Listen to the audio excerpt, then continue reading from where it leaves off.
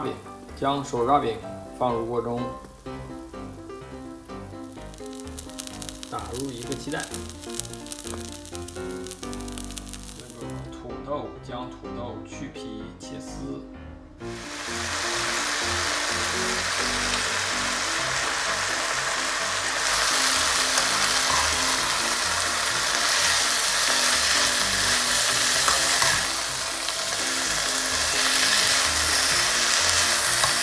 好的，这样一个辣炒土豆丝就完成了，可以出锅了。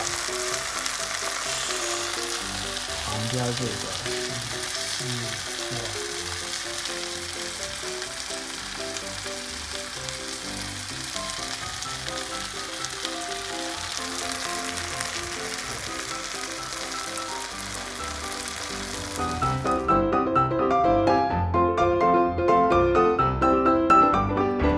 好的，这样一份辣炒土豆丝就完成了。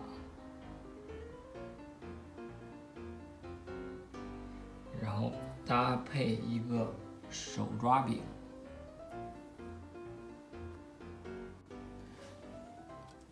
鸡蛋饼上放入土豆丝，再加入美乃滋和孜然。